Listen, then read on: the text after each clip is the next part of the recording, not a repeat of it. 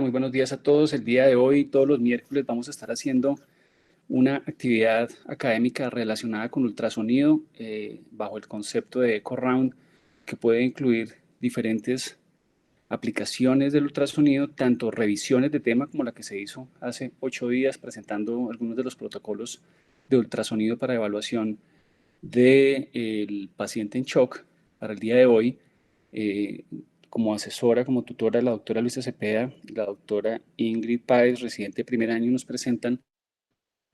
la nueva evidencia que hay con relación a la actualización, a las recomendaciones de la utilización del ultrasonido para accesos vasculares. Entonces tengan presente que cada 8 días vamos a estar hablando los miércoles 6 de la mañana de ultrasonido. Ingrid, puedes empezar. Gracias, doctor. Bueno, entonces el día de hoy vamos a comenzar con hablar sobre accesos vasculares por ecografía y nos vamos a centrar sobre los accesos en cuanto a la vena yugular interna, a la vena subclavia y a la vena femoral. Entonces, antes de encontrarnos con la ecografía, primero debemos pues hablar en cuanto a la técnica directa. Y es que cuando hablamos pues de los accesos guiados por ecografía, pues tenemos que también enfatizar sobre esta técnica, ya que pues en la mayoría de las veces es la que más hemos utilizado y pues donde se va a caracterizar porque pues vamos a utilizar la anatomía que tenemos en la superficie del cuello, en la palpación para poder identificar estos vasos y antes de pues, llegar a hacer una debida canulación. Entonces, esta técnica normalmente pues sabemos que vamos a hacer una presunta visualización a través de nuestra palpación, la ubicación del vaso. Y según unos puntos de referencias anatómicos, pues vamos a realizar una inserción que se caracteriza porque va a ser a ciegas y que normalmente vamos a referirnos en que estamos en el vaso cuando aspiramos sangre y pensamos que esa sangre ya es de contenido venoso. Normalmente vemos pues que la tasa de éxito de estas técnicas pues es elevada, como lo podemos ver en la diapositiva. Sin embargo, pues también vemos que también tiene una tasa elevada de complicaciones, como son todas estas que pongo en esta diapositiva. Sin embargo, pues esto también pues va a aumentar respecto pues al operador. Entre menos sea experimentado el operador, pues vemos que más frecuentemente se van a encontrar estas complicaciones y que pues aún más las vamos a tener pues también si tenemos ciertas características de los pacientes, como sea que tengan una obesidad o que tengan una anatomía vascular distorsionada o que ya tengan una anatomía también ya sea tortuosa o trombosada o entre otras complicaciones también debidas al paciente. Y como vemos, de las dos principales complicaciones que vamos a tener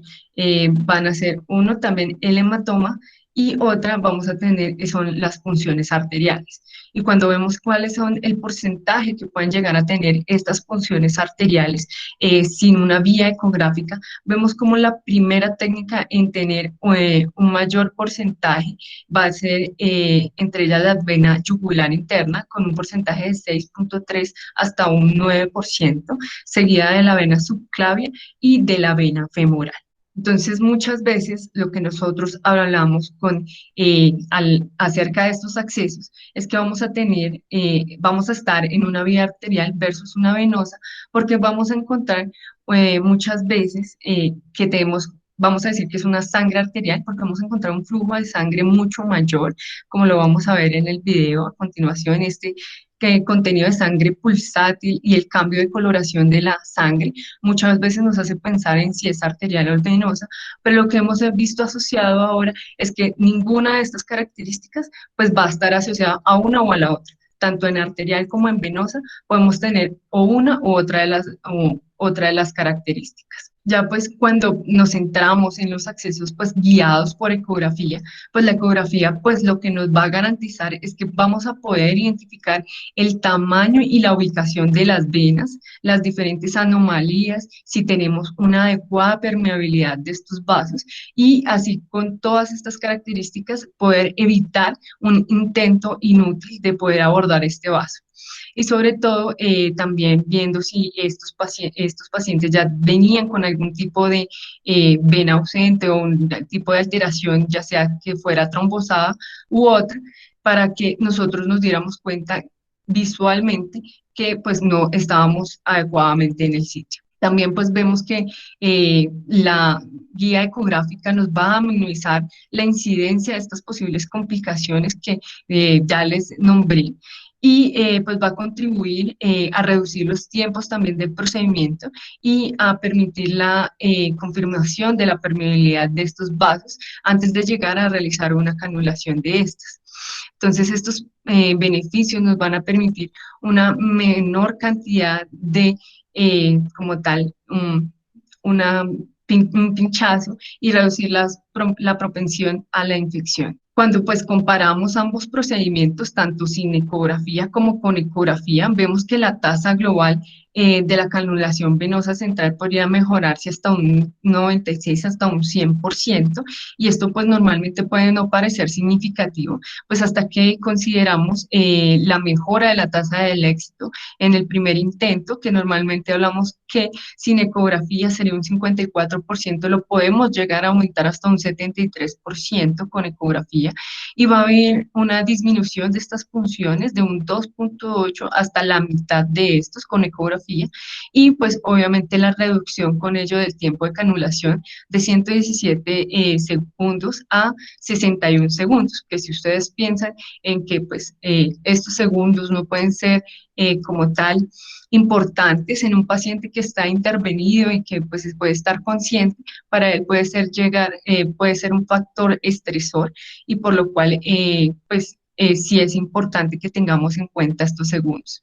Pero pues lo más importante a resaltar acá es la menor tasa de complicaciones que vamos a tener, gracias pues a que en todo momento vamos a estar observando estos vasos y sus estructuras adyacentes. Entonces, para poder hablar un poco de estas técnicas, tenemos que dejar claro algunos conceptos básicos. Entonces, vamos a hablar que dentro de la ecografía debemos ver diferentes eh, ejes, y definiremos a un eje como la orientación que va a tener esta sonda respecto a la estructura que vamos a visualizar. Entonces, para el eje corto, pues debemos utilizar la sonda perpendicularmente a la estructura. Esta nos va a permitir la visualización simultánea del eje de la aguja y las estructuras adyacentes, pero esta vista no nos va a mostrar la trayectoria completa de la aguja, ni nos va a proporcionar una apreciación de esta profundidad de la inserción de esta aguja. Y en la mayoría de las ocasiones, pues solemos ver que pues al lado de una arteria vamos a tener una vena, por lo cual pues se va a hacer importante que tengamos la adecuada identificación de ambas estructuras vasculares, pues para poder evitar la canulación accidental de una arteria. También por otro lado, pues vamos a tener el eje largo, que va a ser pues la alineación de esta sonda a lo largo del eje longitudinal del vaso, y la ventaja de la vista en el eje largo es que va a haber una menor visualización de la aguja a lo largo de su recorrido, se va a ver pues una mejor visualización de la aguja a lo largo del recorrido, y la profundidad sí se va a poder observar, porque la mayor parte del eje y de la punta de la aguja se visualizarán dentro del plano de la imagen del ultrasonido durante todo su avance. Otro de los conceptos que debemos hablar son los posibles abordajes que podemos tener, ya sea fuera de plano y en plano, y estos abordajes van a ser determinados por la orientación que se establece, ya sea con la sonda ecográfica y con la aguja. Entonces vamos a ver que tenemos un abordaje fuera de plano, y cuando hablamos de un abordaje fuera de plano, pues la aguja va a estar perpendicular, es decir, la aguja va a pasar por debajo de la sonda, siguiendo el eje transversal de la misma. Y en este abordaje normalmente no vamos a visualizar el trayecto de la aguja, solo vamos a ver un punto, como vemos en la imagen de la derecha, que será un punto hiperecogénico que va a corresponder a esta punta de la aguja y que va a estar inmersa dentro de un halo anecoico. Entonces, como les dije, este es un video en donde podemos... Hiperecoico, Hiperecoico, hiperecoico, no anecoico. hiperecoico, qué Y pena. es muy importante lo que nos está diciendo Ingrid, porque si ustedes ven, es más, en el video es bastante importante cómo se muestra el corte de la aguja por el haz de ultrasonido. ¿A qué voy? Que tengo que estar pendiente desde la imagen en la pantalla que se está formando a medida que inicio la introducción de la aguja. Si no puede llegar a pasar eso que estamos viendo en este momento, que voy a ver un punto en el eco pensando que es la punta de la aguja y realmente mi aguja puede haber avanzado ya 2 centímetros más y fácilmente puedo hacer un neumotórax en el caso de que esté haciendo una punción subclavia o yugular. Entonces es clave tener presente que cuando estoy haciendo un reparo o una punción fuera de plano, debo mirar la pantalla, no el paciente, y ver la primera imagen hiperecoica que va a corresponder a la punta de la aguja. Exacto. Muchas gracias, doctor. Entonces, sí, con este video quería darles la importancia de lo mismo. Nosotros podemos creer, digamos, acá. Al principio vemos cómo al comienzo pensamos que vamos a tener la punta de la aguja, sin embargo, cuando ponemos sobre el otro eje, vemos cómo se ha traspasado esta profundidad y muchas veces nos preguntamos el por qué no estamos obteniendo la sangre. Va a ser por esto, porque hemos traspasado todo el vaso y nos vamos a encontrar es mucho más abajo en el tejido. Ya cuando hablamos de un abordaje en plano, cuando el abordaje en plano, pues la aguja va a pasar es por debajo de las sondas, siguiendo el eje largo de la misma. En este abordaje se va a visualizar todo el trayecto de la aguja, a diferencia del anterior, y como lo vamos a ver, como lo vemos en la imagen a la derecha.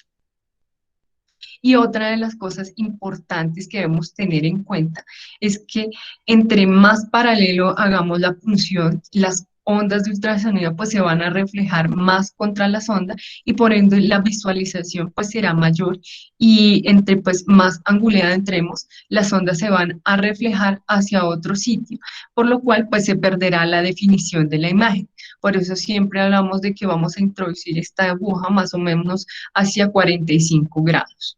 Dentro de las formas y usos de la sonda, siempre debemos recordar que para tomarse la sonda normalmente deberíamos agarrarla de una forma en lápiz y normalmente nunca deberíamos trabajar en mano alzada, ya que la mano podría llegar a cansarse y esto podría ocasionar temblores y pues nos puede llegar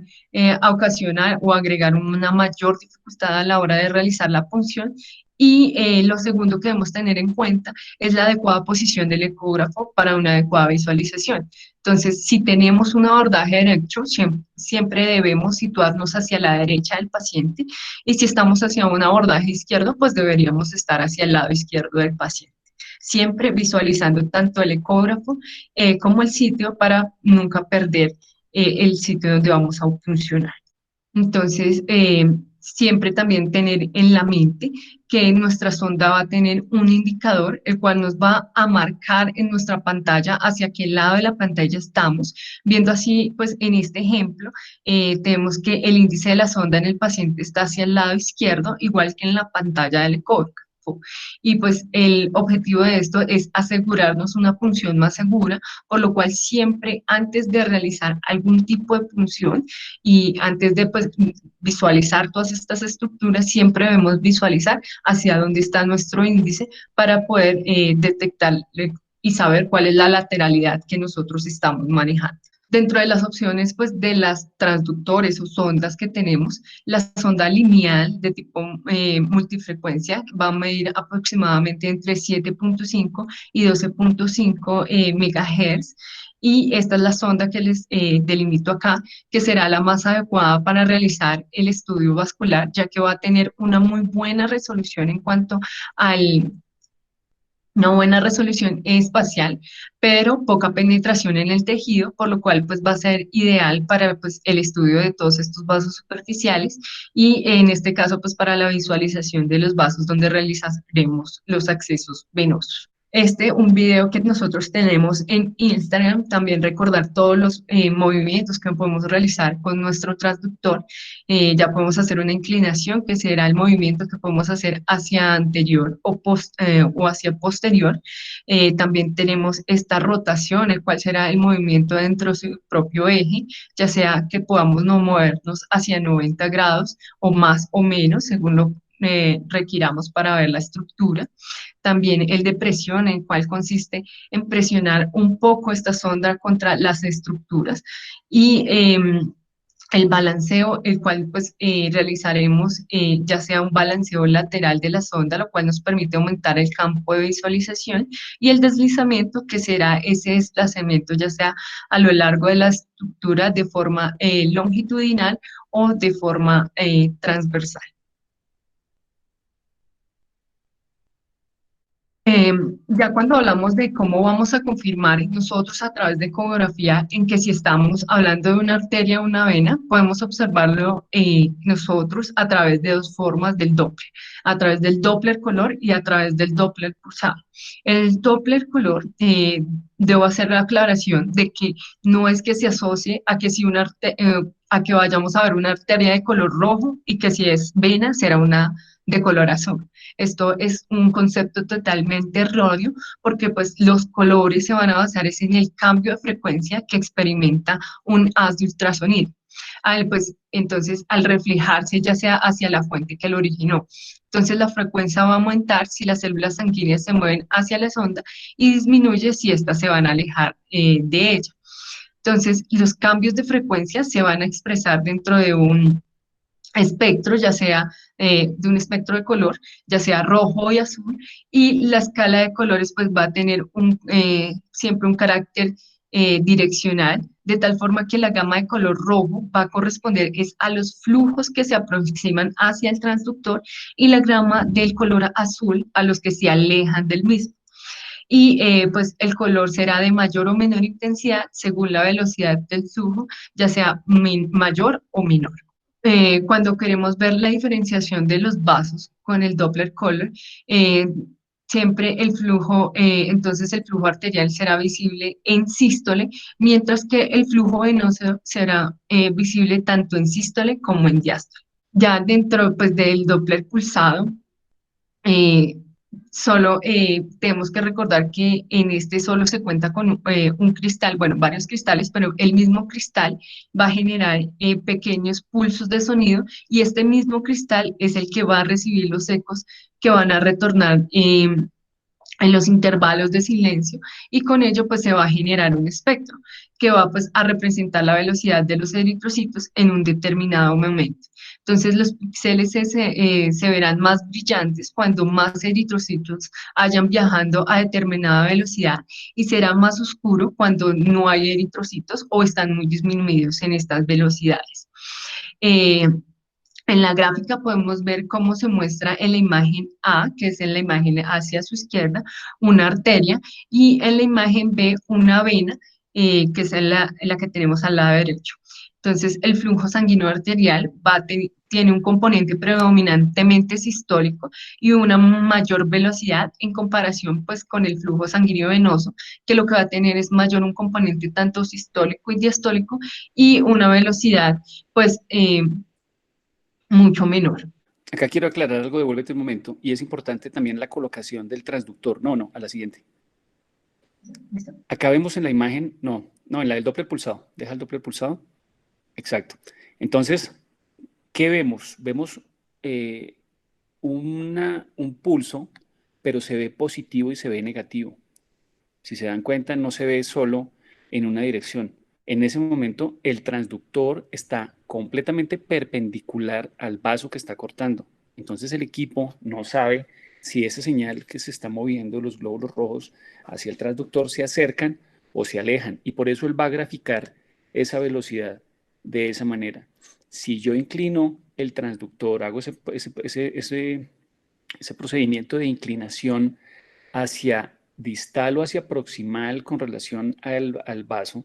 muy probablemente puedo hacer que en una posición la imagen que vemos del pulso sistólico se vea positiva y si cambio completamente la posición de la mano voy a ver la negativa.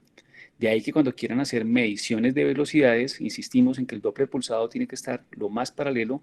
al flujo de la sangre con una inclinación máximo a 20 grados. ¿Qué es lo que hacen los vasculares? Los vasculares, los equipos tienen unos software especiales que ajustan y hacen una inclinación como tal vez alcanzamos a ver en la imagen de la derecha, cuando está colocado el volumen de la muestra sobre la vena, señala ahí Ingrid, en la vena pequeñita arriba sobre la vena se ven dos rayitas, ese es el volumen de la muestra y ese volumen de la muestra se puede inclinar con el equipo y él bajo un modelo matemático ajusta esa velocidad. Entonces, cuando quieran medir velocidades, si lo hacen como está en la imagen de la izquierda, va a dar positivo, va a dar negativo y la velocidad va a ser falsa, siempre va a estar un subregistro. Pero pues nos sirve perfecto para identificar si es una arteria o es una vena. Punto. Muchas gracias, doctor. Ahora sí, entrando un poco ya, ahora sí a los accesos vasculares. Entonces, pues vamos a ver cómo varios factores van a contribuir, ya sea a la tasa del éxito o a las complicaciones vamos a que van a estar asociadas con la canulación de estas venas centrales y dentro de las que pues están incluidas las características del paciente, las comorbilidades, el sitio de acceso, dentro de ellas van a compartir ciertas indicaciones y complicaciones, por lo cual pues no me detendré en cada una, sino que vemos esta en donde pues vamos a requerir vamos a ver unas indicaciones dentro de las cuales tenemos la monitorización de la presión venosa central, en donde lo podemos realizar tanto en un acceso eh, yugular interno como en un subclavio. Sin embargo, en uno pues femoral no lo vamos a realizar. También tenemos que está indicado sobre todo en la inserción de catéteres de arteria pulmonar, en la colocación de marcapasos, en la administración de medicamentos y en la administración de nutrición. Y dentro de las complicaciones generales, pues vamos a incluir la infección del sitio, la sospecha de que tengamos alguna condición patológica que nos pueda afectar como tal el vaso y algún tipo de oclusión, ya sea ocasionada por coagulopatía o por otra enfermedad de base. Y pues se debe tener precaución, sobre todo también en todos estos alteraciones que nos puedan distorsionar, como ejemplo el trauma, como vemos acá en estas quemaduras, cuando existen anomalías anatómicas nos pueden llegar a ocasionar dificultades para poder realizar una adecuada función. En cuanto al acceso a la vena yugular, primero hablando un poco de su anatomía, pues la vena yugular va a recoger la sangre intracraneal y sale de la base del cráneo por el foramen yugular, que se va a encontrar medial a la apófisis mastoides. Entonces va a bajar por el cuello recogiendo la sangre de la cara y del cuello, y en el tórax se va a unir con la vena subclavia para formar el tronco brachiocefálico, que pues posteriormente drenará en la vena cava superior. Normalmente desciende paralela a la arteria carótida por la zona más externa y anterior, y en la zona anterior va a estar cubierta por el músculo esternocleidomastoideo, y en la zona posterior va a estar asentada sobre los músculos escalenos. Y es de recalcar que la anatomía de la vena yugular es lo suficientemente diferente entre pacientes, que nos va a poder complicar el acceso vascular cuando vamos a realizar un método de referencia anatómica. Y es por eso que les traigo esta imagen a la derecha, en donde podemos ver todas las diferentes disposiciones que va a poder tener tanto la arteria como la vena, y que normalmente nosotros podemos estar seguros pensando en que tenemos una adecuada referencia anatómica. Sin embargo, no sabemos cómo el paciente tiene anatómicamente esta situación, y por lo cual podemos llegar a ocasionar una punción arterial. Cuando hablamos del sitio de referencia, pues va a ser el músculo esternocleidomastoideo, que este se va a insertar en la clavícula mediante dos fascículos, uno que va a ser el esternal, que va a ser el más medial, y el accesorio clavicular, que va a ser el más externo. Entre ambos, pues y la clavícula se va a formar un triángulo que se llama el triángulo de Sedilot, que sirve como referencia para la canalización de la vena y se puede acceder a la vena yugular interna dentro de este triángulo aproximadamente entre 2 a 3 centímetros. Sin embargo, entre mayor estemos al vértice, veremos que tenemos un marco de seguridad mayor, sobre todo en las complicaciones que son como el neumotórax. Entonces, dentro de las consideraciones previas a la punción, la posición de tenemos que la posición de la cabeza, aunque normalmente pensamos nosotros siempre en girarla, vemos cómo al realizar un giro de la cabeza puede presentarse una sobreposición de nuestros vasos, tanto de la vena y de la arteria, ocasionando que tengamos una mayor probabilidad de una punción arterial. Y esto se ha correlacionado con diversos estudios, como lo vemos acá, realizaron un estudio donde se correlacionó a través de resonancia que se podía llegar a sobrealinear estos vasos, por lo cual debemos tener precaución cuando hagamos a través de referencias anatómicas la punción. Cuando tenemos la vía ecográfica, lo importante es que nosotros, al ver este tipo de alteraciones anatómicas, lo que podemos realizar es una mejor alineación de nuestra aguja para que llegue al centro de nuestro vaso y con ello poder realizar una adecuada punción.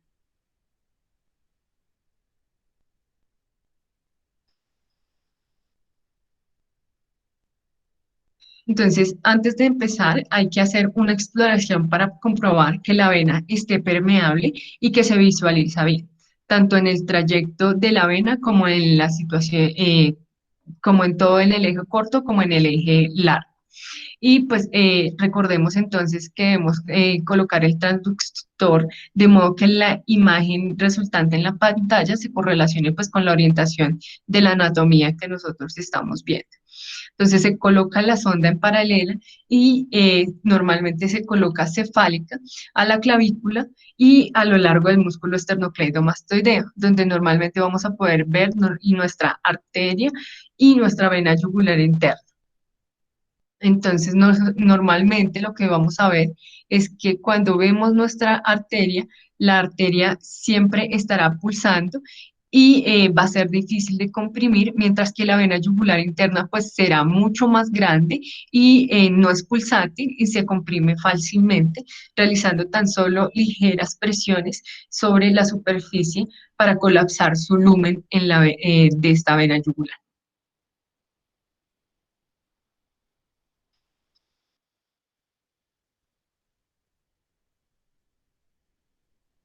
Entonces, luego de realizar nuestro paso anterior, vamos a colocar el transductor de modo que la vena yugular interna esté centrada en la imagen del ultrasonido y entre las dos cabezas del esternocleidomastoideo. Esta punción normalmente se puede realizar con un calibre de 18 de la aguja y se puede hacer sobre plano o fuera de plano y teniendo las consideraciones que ya les dije anteriormente. En el video lo realizan fuera de plano, siempre obviamente acá digamos muestran que no ven eh, este punto hiperecogénico, sin embargo pueden visualizar y para poder obtener dónde está nuestra aguja el movimiento de los tejidos adyacentes.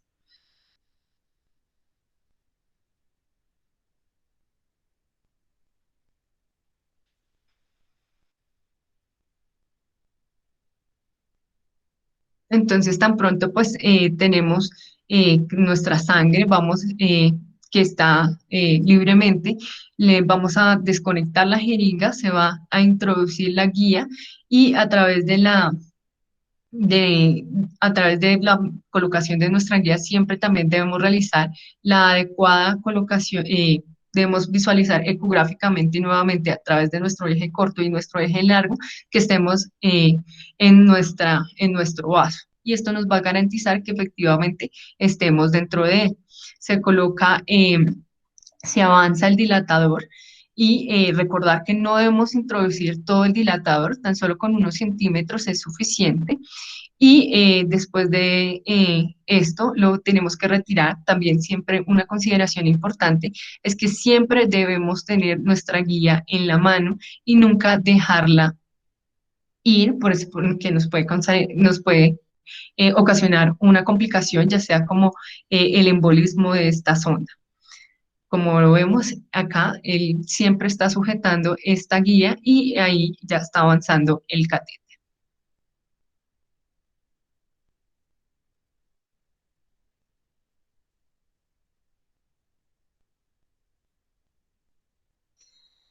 En cuanto al acceso vascular de la vena subclavia, dentro de su anatomía vemos que la vena subclavia es la continuación pues, de la vena axilar que va a discurrir desde la cúpula de la axila atravesando la primera costilla en el surco subclavio y está separada de la arteria axilar por la inserción en el músculo escaleno anterior y se va a unir a la vena yugular interna por detrás de la unión esternoclavicular para formar la vena brachiocefálica. Entonces, en la mayor parte de su recorrido, la vena subclavia se encuentra por detrás de la clavícula.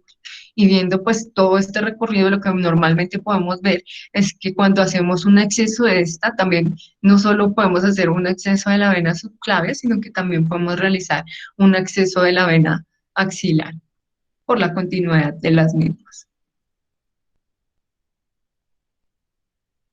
Entonces, para el acceso vamos a colocar la sonda en posición inferior y perpendicular a la clavícula en un punto que se correlacione con el tercio lateral de la clavícula y pues obviamente aquí les hago en cuenta de que el indicador siempre nos debe indicar hacia dónde estamos, siempre debe ir hacia cefálico. Entonces se deben identificar la clavícula, moviendo la sonda un poco ligeramente cefálico, de modo que en una porción de la sonda se superpone la clavícula, que debe aparecer como una línea hiperecogénica, como lo vemos en la pantalla en la izquierda superior, y en el eje corto pues siempre vamos a poder observar tanto la vena subclavia y la arteria subclavia. Si se realiza en un eje largo, vamos a ver que estas dos se pueden llegar a superponer, por lo cual en esta posición puede ser un poco más difícil la realización de la colocación de este catéter. Siempre la arteria subclavia se va a visualizar típicamente entre la clavícula y la vena subclavia. Sin embargo, la vena subclavia suele ser más grande que la arteria, más compresible y pues no es pulsante.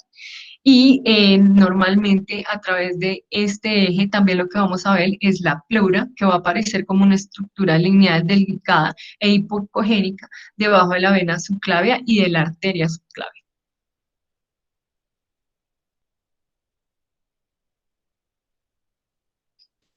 En esa proyección es importantísimo utilizar el Doppler pulsado que nos va a ayudar a identificar el flujo arterial y el flujo venoso, porque como dice Ingrid, se pueden superponer las dos imágenes. La colapsabilidad en algunos pacientes puede estar limitada, se puede ver pulsación transmitida de la arteria a la vena y eso puede llevar a riesgos de confusión. Hay otro signo que se ve también en esa imagen en este momento y es que si ven debajo de la arteria se ve el borde inferior, se ve mucho más blanco, se ve hiperecogénico, eso se llama reforzamiento posterior y es una característica de las paredes arteriales. Las venas usualmente no tienen eso porque tienen menos disposición de calcio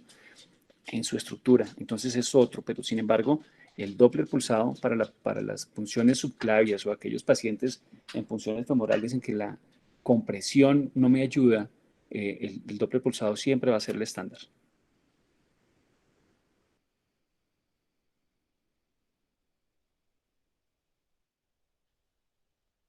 Entonces, como les dije, aquí van a hacer la punción. La persona primero ve hasta dónde está su indicador para colocarlo hacia cefálico. Y se va a colocar el transductor perpendicular a la clavícula, justo debajo de la parte media de la clavícula. Entonces, en este que es el eje corto, vamos a ver la imagen que les dije, la clavícula, la vena subclavia y la arteria subclavia. Y vamos a distinguir pues la vena y la arteria pues evaluando lo que ya dije, la compresibilidad y lo que dijo el doctor, usando el Doppler color y el Doppler pulsado para ver las características anteriormente mencionadas. Entonces, el transductor también se puede mover lentamente de 1 a 2 centímetros hacia el hombro, mientras que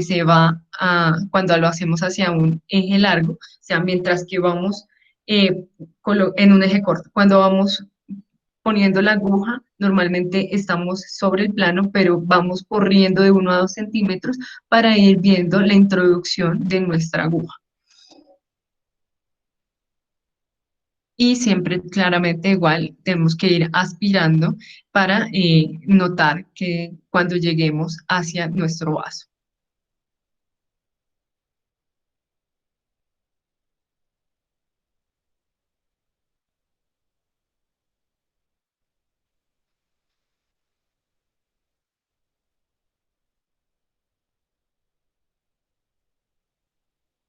Ya pues en el paso del catéter va a ser igual, pasamos nuestra guía, eh, teniendo cuidado obviamente de no avanzarla lo suficiente como para no sostenerla. Tenemos que otra vez visualizar nuestra guía y una parte importante es que debemos visualizarla tanto a este nivel como ellos lo muestran, hacia el nivel torácico como hacia el nivel del cuello, porque muchas veces podemos tener una complicación y es que en vez de esta tener la inserción sobre el vaso, es que va a poder ascender sobre el cuello y que sería una complicación de la colocación de estos catéteres.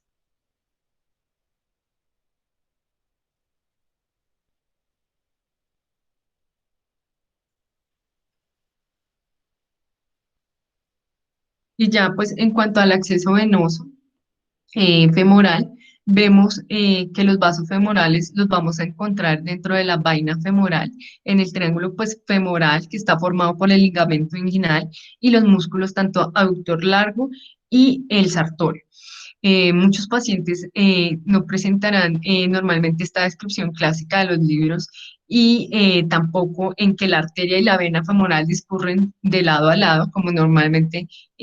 pensamos en la nemotecnia van, y debemos siempre por esto tener una visualización ecográfica. Eh, para pues obviamente no tener esta sobredisposición también de sus vasos y poder ver directamente qué es lo que vamos a funcionar y disminuir estas cantidades de complicaciones, que serán las mismas si de los otros, como las complicaciones que ya les dije, pero siempre visualizando podemos disminuir esta tasa de complicaciones.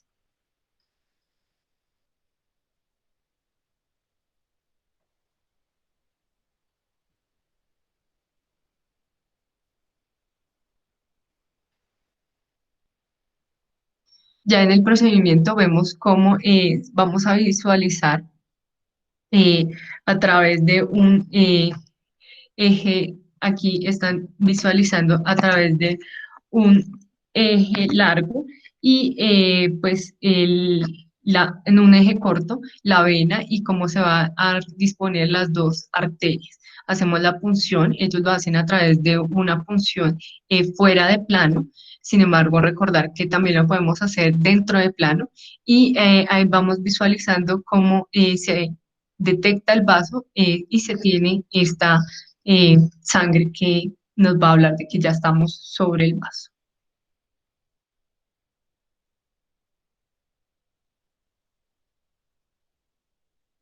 Y nuevamente, pues el paso del catéter pues va a hacer que ya tenemos eh, ya sabemos que estamos sobre el vaso, ahí vemos el retorno de la sangre, vamos a pasar nuestra guía, la vamos a avanzar, vemos cómo pasa sobre el vaso, vamos a realizar un leve corte para poder introducir nuestro dilatador, dilatamos. Ahí lo introducen casi todo, pero recordemos que puede ser pocos centímetros y vamos a hacer la introducción de nuestro catéter.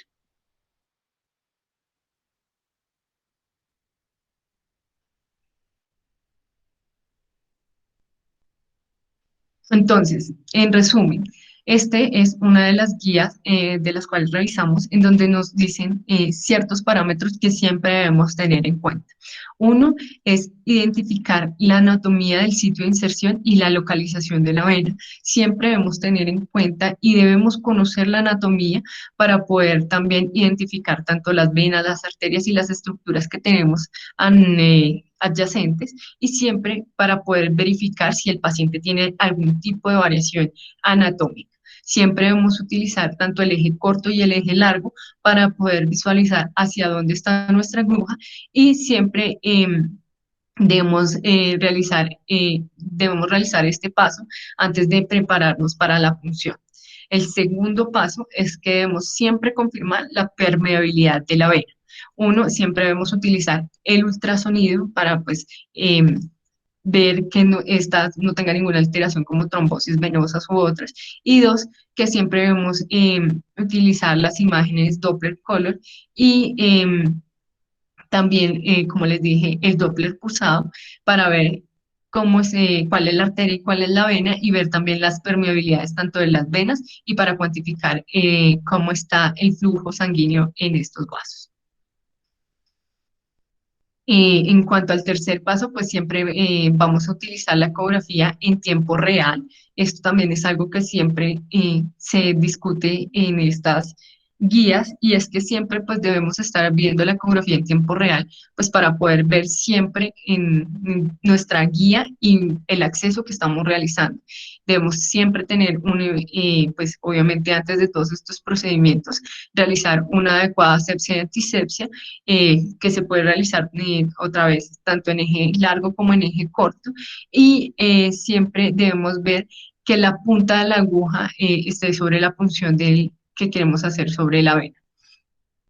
Cuarto, que siempre debemos confirmar la posición de la aguja en la vena, y que esta siempre la debemos ver centralmente, la punción sobre la vena. Debemos siempre llegar al centro de la vena. Cinco, que debemos confirmar la posición de la guía en la vena, tanto en su eje corto, en su eje largo, para ver lo que ya dijimos, no haber traspasado los vasos, y que de verdad estemos en el sitio anatómico. Y seis, pues que debemos confirmar la posición también del catéter en la vena. Después de haber colocado este catéter venoso, pues debemos realizar un eje corto para poder visualizar que hayamos colocado un adecuado catéter venoso. Cuando ya vemos las recomendaciones, esta guía, que es del 2020, refiere que a pesar de que la calidad de la evidencia en cuanto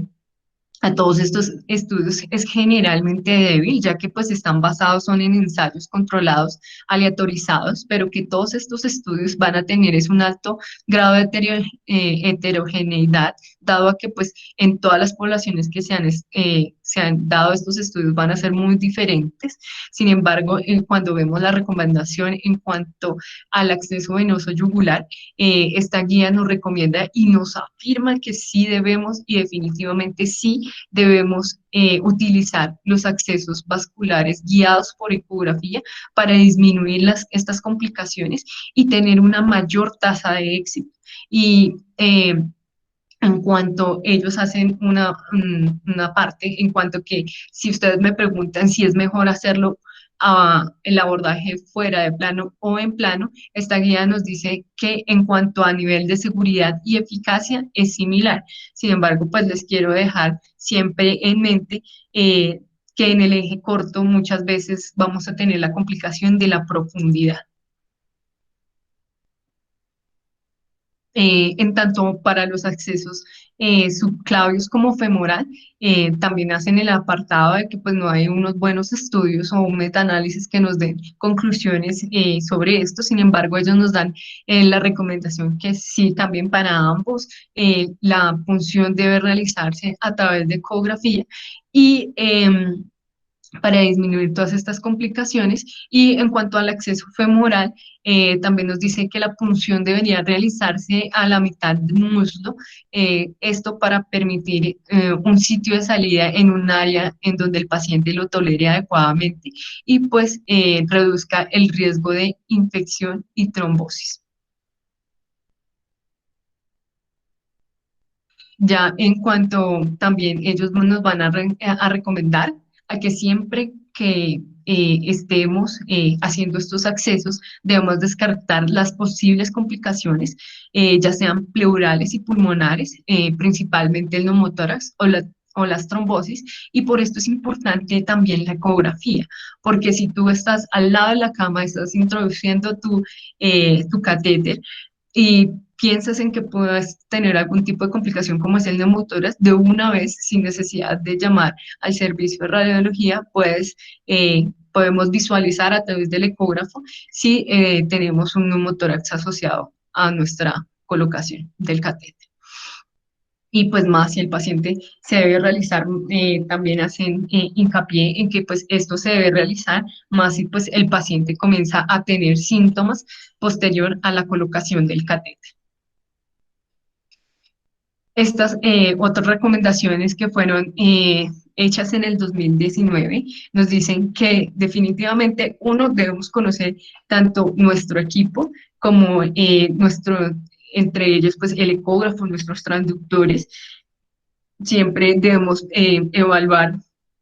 el tipo debemos manejarlo en una vista 2D y para poder evaluar nuestras variaciones anatómicas. Y también nos dicen que normalmente deberíamos hacer hincapié en que pues debe ser en una vista eh, que deberíamos hacer tanto en eje corto o en el eje largo. Ellos le dan una calidad, si ustedes ven, menor a todas las demás. Y algo que también les quiero hacer hincapié es que ellos hacen eh, una recomendación que nosotros normalmente no utilizamos, y es que debería hacerse un proceso de checklist, para una lista de chequeo para decir que definitivamente estamos haciendo bien las cosas. Normalmente nosotros ponemos los catéteres sin hacer esto, y se ha visto que estas listas de chequeo pueden llegar a disminuir los riesgos de complicaciones también en estos procedimientos. Eh, Obviamente que sí, definitivamente ellos también están de acuerdo en que debe realizarse una guía ecográfica para pasar estos catéteres, y que debemos conocer cómo se realizan estos procedimientos.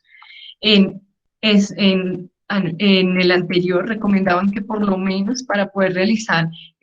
este tipo de procedimientos nosotros deberíamos tener por lo menos 5 visualizaciones de cada uno de las variaciones de cada una de las posiciones anatómicas para poder llegar a realizar uno.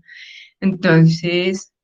para los que estamos aprendiendo, es importante también la visualización del paso de estos catéteres. En cuanto a otras también que ellos aportan, es que en cuanto a las técnicas de acceso arterial, también es importante que se pueda llegar a realizar también hacia ecografía, y pues obviamente siempre que post procedimiento siempre valoremos las posibles complicaciones que podemos también tener bajo guía ecográfica, porque a pesar de que disminuyen las tasas de complicaciones, sabemos que es un procedimiento que no va a ser inocuo, y por lo cual debemos siempre descartar las posibles complicaciones que podamos tener hacia la misma. Esta, otros niveles de recomendación, en donde sí definitivamente también los catéteres deben ir asociados a ecografía, y que todos los pacientes deben beneficiarse de esta exploración ecográfica. Gracias. Ingrid, te quiero felicitar, excelente presentación. Le quiero recordar a todos que esta conferencia va a quedar grabada y subida a nuestra cuenta de YouTube.